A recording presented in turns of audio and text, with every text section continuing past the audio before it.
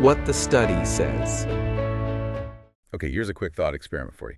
What if a plant wasn't just sort of sitting there growing towards the sun? Uh-huh. What if it could actively, perceive the shapes of things around it and then change its own appearance to match? Interesting. And not just mimicking other plants, right? You mean like copying something completely non-living? Exactly, like What? plastic leaves? Plastic, seriously? Yes, you heard that right, plastic. And look, this isn't the start of some sci-fi movie. It's actually the basis for some, well, genuinely fascinating research. Research that just won a very particular kind of award. Ah, you must be talking about the Ig Nobels. I'm Dr. May. And I'm Dr. Kai.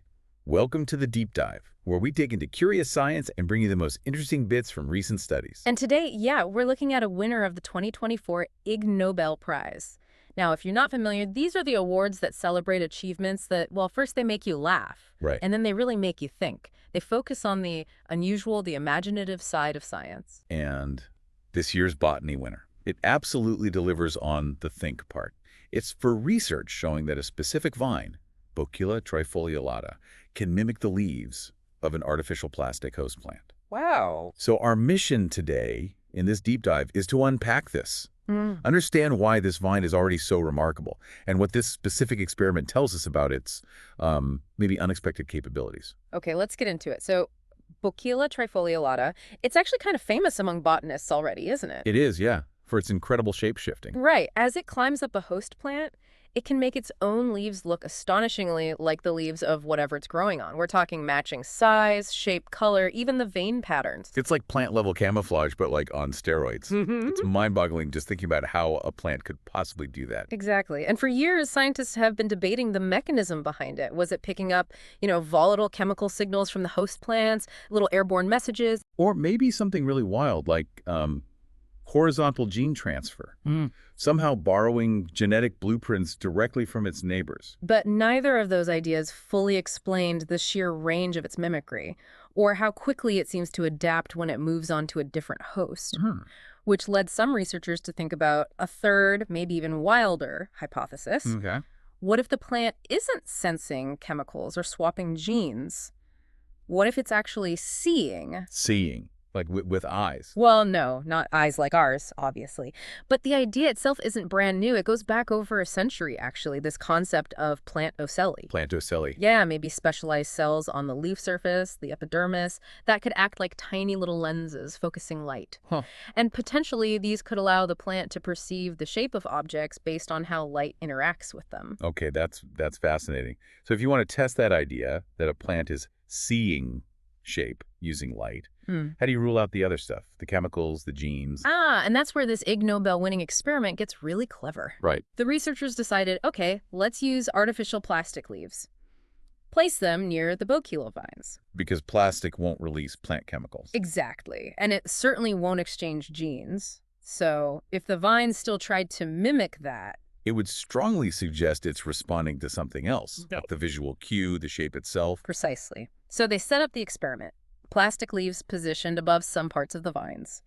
Then they compared the vine's leaves growing near the plastic, those were the mimic leaves, with leaves growing lower down on the same plant, shielded from the plastic, the control group. What would they find?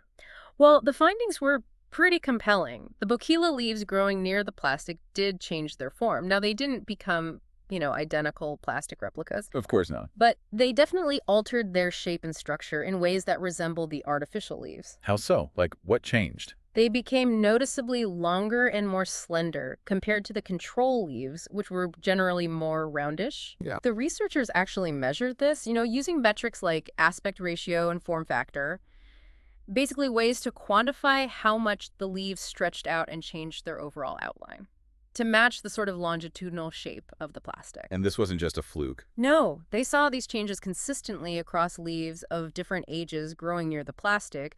And what's more, they looked inside the leaves too. At the veins. Yeah, the venation patterns, you know how the veins carrying water and nutrients are arranged? Differences there. Yes, the mimic leaves, the ones near the plastic, they showed differences. Their vascular networks were less dense, the vein strands themselves were thinner, and they had fewer of those little free-ending veinlets compared to the non-mimic leaves. Wow. So the vine is changing its external shape and its internal structure to mimic something totally artificial. Exactly. And the study even noted that the mimicry seemed to get better over time. It suggests the plant is somehow adapting or refining its response as it keeps growing near that plastic model. So let's just connect the dots here. The fact that it can mimic a non-living artificial shape. Right, something that can't give off chemicals or share genes. That provides really strong support for this plant vision idea, doesn't it? Yeah, It's quite hard to explain these results using the other hypotheses. it really is. And this discovery, it really makes you rethink what plants might be capable of. It's not just some neat biological trick. Oh. If plants can perceive and react to shapes in their environment based on how they perceive light without needing touch or chemical signals, well, that fundamentally shifts our understanding of plant intelligence, maybe, how they interact with their world. Absolutely. It points towards a much more sophisticated sensory world for plants than perhaps we previously imagined. Which really leaves you with a big question, doesn't it? If plants can perceive and react to shapes visually, essentially, just how much more complex is their sensory experience, their world, than we currently understand?